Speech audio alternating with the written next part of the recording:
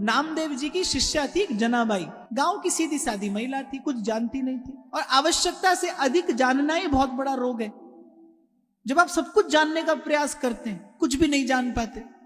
तो जनाबाई बड़ी सीधी सादी भोली भाली, नामदेव जी ने कहा तुझे और कुछ आता नहीं, शास्त्र का विचार तू कर नहीं सकती, पोथी पढ़ना तुझे आता नहीं, तो तू बस एक काम कर, तू बस विट्ठल विट्ठल कहा कर बस।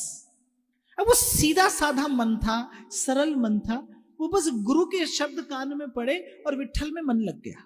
नाम रटते रटते वृत्ति तदाकार हो गई और महिमा ऐसी प्रकट हुई उसके भजन की कि कबीर जी के कान में पड़ी कि सुनाए नामदेव जी की एक शिष्या है और बड़ी अद्भुत नाम निष्ठ है। कबीर जी के मन में इच्छा हुई कि भाई चल के ऐसी किसी भक्ता का तो दर्शन करना चाहिए। कबीर जी पहुंचे पंढरपुर। पता पूछते पूछते वो एक छोटी सी गली और घास फूस की कुटिया, और कबीर जी जनाबाई का दर्शन करने पहुंचे। अब दर्शन करने पहुंचे तो कबीर जी के साथ एक बड़ी दुर्घटना हो गई कि जनाबाई झगड़ रही थी पड़ोसन के साथ। अब आप तो किसी महात्मा का दर्शन करने जाओ, महात्मा पड़ोसी के साथ झगड़ता मिली तो आपको कैसा लगेगा? सारी श्रद्धा पानी हो जाएगी कि नहीं? क्योंकि महात्मा तो आपको, आप तो विचार करके जाते ना, महात्मा होगा, दो चार चेला होंगे और बढ़िया गद्दी में बैठे होंगे, महाराज माला लिए आशीर्वाद देंगे, माने ऐसा व्यक्ति सोचकर ही जाता है। अब कबीर जी भी सोच कर गए कि बड़ी नामनिष्ठ है, भजनानंदी संत है, और वो पड़ोसन के साथ झगड़ रही है। और झगड़ भी रही है किसके लिए? गोबर के कंडों के लिए। अब कबीर जी ने कहा, बोले झगड़ा भी हो रहा है तो कोई हीरा मणि मोती माणिक का झगड़ा नहीं, गोबर के कंडों का झगड़ा है। तो कबीर जी ने पूछा जना भाई से, बोले भाई गोबर के कंडों के लिए झगड़ती है? तो जना भाई ने पूछा आप कौन है? कबीर जी ने कहा नहीं। बोली आप हैं कौन, क्यों आए? तो जना भाई ने कहा मेरे कंडे साधारण नहीं है। तो कबीर जी हंस दिए, बोले गोबर का ही तो होगा।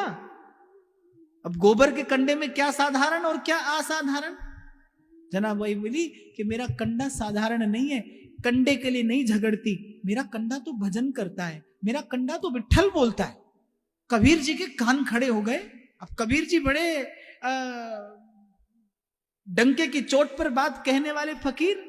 कबीर जी ने कहा कंडा और विट्ठल बोलता है? बोली हाँ, इसीलिए तो झगड़ती हूं, इसने अपने उपलों में मेरे उपले मिला लिए।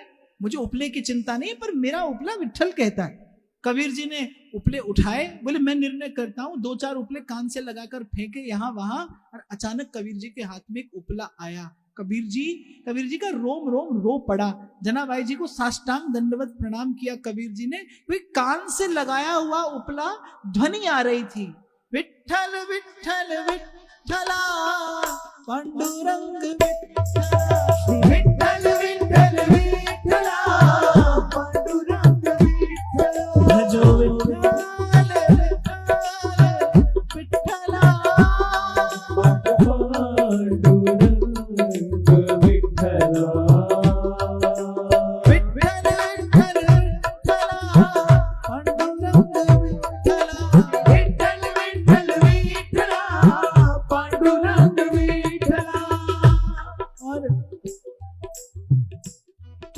मेरे विचार में आई जब मैंने इस कथा का चिंतन किया। एक तो मैंने कहा नाम की महिमा है। देखो, एक मूर्ख व्यक्ति से, एक जड़ व्यक्ति से, एक शठ व्यक्ति से कोई भजन करा ले तो समझ में आता है कि वो कितना भी मूर्ख हो, शठ हो, लेकिन उसमें आत्मा है, उसमें परमात्मा का कण है, उसका परमात्मा से संबंध है। पर एक गोबर का कंडा, जड़ वस्तु, जिसमें कोई प्राण नहीं, जिसमें कोई स्पंदन नहीं, और उससे भी हरि नाम कोई कहलाए, भाई ये भगवान की सामर्थ्य की बात है। यहां आकर ये सिद्धांत प्रतिष्ठित होता है कि एक स्थिति ऐसी भी आती है जब भक्त और भगवान एक हो जाते हैं, उनकी शक्ति, उनका वैभव, उनकी सामर्थ्य एक हो जाती है। और जनाबाई से कोई पूछे कि क्या कहती है, बस विट्ठल विट्ठल विट्ठला